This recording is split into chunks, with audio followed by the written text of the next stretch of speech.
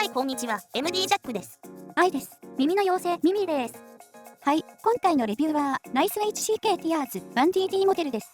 ティアーズは技術的にも見どころが多い、意欲的なモデルだね。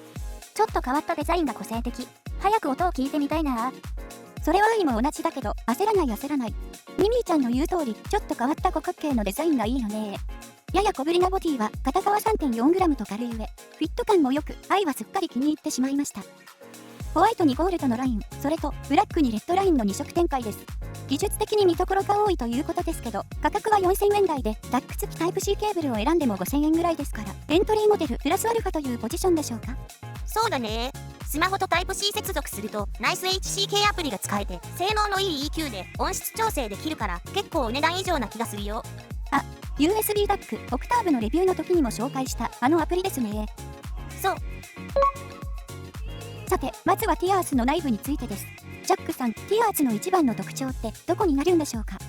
そうだな。核となるのは、オープンバックラビリンスキャビティ、デュアルマグネット DD っていう構造的な部分になるかな。簡単に言うと、開放型と音響ラビリンスっていう2つの要素をダイナミックドライバーに組み合わせているってこと。オープンバックって外の音が聞こえちゃうやつじゃん。それはヘッドホンでいうオープン型と似ているけど、ティアーズは主に内部の空気圧の調整に使っているんだ。音漏れのチェックしてみたけど気にならなかったよ。ラージオープンバックキャビティフィルタリングによって内部の空気圧による振動板への制約を減らし、特に高音域のディテールや伸びを向上させているんだよね。なるほど。その高周波エネルギーの蓄積を軽減っていうのも聞き疲れしにくい音を目指しているってことなんですね。まさにそう。そしてもう一つがスペシャリーチューンドアコースティックラビリンスチャンバー、つまり音響ラビリンス。これまでの単一の通路じゃなくて多層に巻きついた構造で音波の経路を長くしているんだ。音の迷路ってなんか秘密基地みたいでワクワクする。で、どんな効果なの？この迷路構造で低音域の空気のダンピング、制動を調整しているんだ。これによって低音が深く沈み込みながらももたつきのない自然でパワフルな低域の再生を実現している。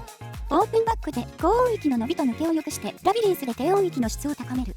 この2つの機構がティアーズの音の広がりと深さの鍵なんですね。その通り。さらにドライバー自体もデュアルマグネティックサーキット、デュアルチャンバーデザインで強力な時速で振動板をしっかり制御しているんだ。これによりトランジェント応答、音の立ち上がりと収束が良くなり、中高域の不規則な振動も抑制して音の正確性を高めているんだよね。さて、ここからは波形も確認しながら進めていきます。ティアーズにはフルサイズのイヤーチップナイス HCK07 がバンドルされています。画像はアリエクスプレスナイス HCK オーディオストアの価格です。フルサイズだと結局2つぐらいのサイズしか使わないことが多いけど、初めて買う人には自分の耳にどれが合うかいまいちわからないだろうから、5つのサイズがバンドルされているのは助かるかもね。愛は装着感が結構気に入っていますが、この後の視聴と音収録にはいつもの通りディバイナスベルベットを使います。今回の比較モデルは何かな？ 1DD で同じぐらいの価格帯、それと割と新しめのモデルという条件でこの2モデルにしてみた。 CCA フェニックスとネットショア B02 か。なかなか面白そうだね。波形比較はこんな感じ。重なる部分がほとんどありませんね。共通点があるとすればどのモデルもドンシャリタイプじゃないってことでしょうか。そんな感じだね。音調整の基準はティアーズなので、他にモデルはティアーズより低域が軽く、高域は強めに聞こえると思うよ。はい、では早速聞いてみましょう。ボリューム上がります。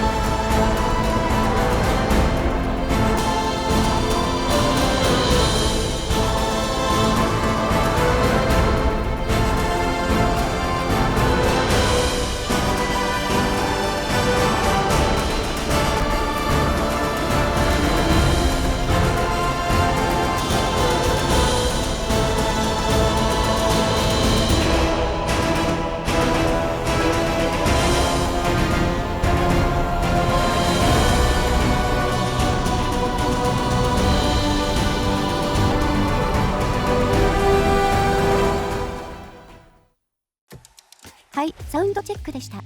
事前にジャックさんが言った通りの傾向でしたね。ティアーズを音調整の基準にしているから、広域はティアーズが一番落ち着いて聞こえました。これ、実機でもこんな感じなんでしょうか？実機で聞き比べると、このバランスで広域が足りないってことはなかったよ。もちろん好みにもよるけど、D02 だと低域が軽い分、広域がちょっときつめに感じた。サウンドステージも実機で聞き比べるとあまり広く感じなかった。もちろん、一定レベル以上ではあるけどね。CCA フェニックスは強敵じゃない？そうだね。別に敵ってわけじゃないけど、フェニックスの広域のクリアさはピカイチだわ。低域も波形で見るほど不足感はないし、同じぐらいの価格帯だから迷っている人にこの比較が参考になればいいね。じゃあ、ティアーズを聞いた印象のまとめだね。まず、低域は量感も結構あるけど、バスドラやベースのアタックに特徴があって、川なりの方が強いとか、そういう表現では追いつかない。言語化が難しいアタック感があって気に入った部分だね。そうなんだ。いつものあれ、フロアタムは？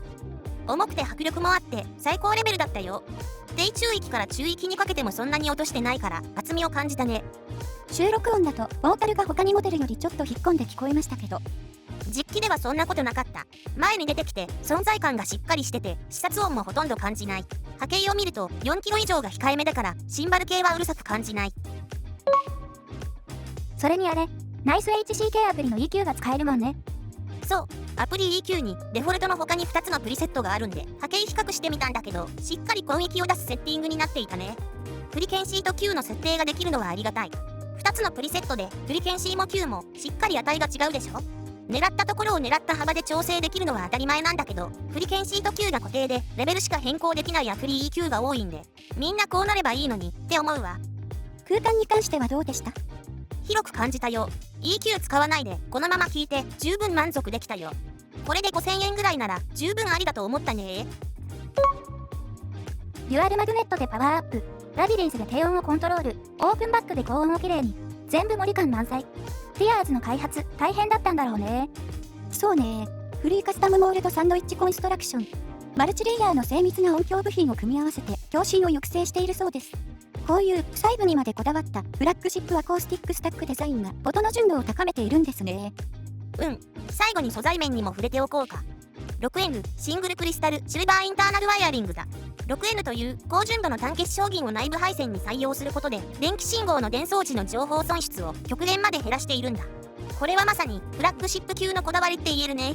そしてさっきも触れた通り Type-C プラグのバージョンには高性能な DSP デコーディングチップが搭載されていて、公式アプリを使った EQ 調整もできるんで Type-C 版がおすすめだな。いやー、いろいろ技術的な話を聞いたけど、要は音がいいってことでしょ？ラビリンスで深い低音、オープンバックで気持ちいい高音。私の耳はもう大満足だよ。技術の結晶が私たちの耳に届く音として現れている。それがこのナイス HCK ティアーズなのね。愛も買っちゃおうかな。はい。ということで、ナイス HCK ティアーズのレビューでした。じゃあまた次の動画で会おうね。バイバイ。ご視聴ありがとうございました。MD ジャックチャンネルはイヤホンレビューを音と波形た言葉で表現します。チャンネル登録お願いします。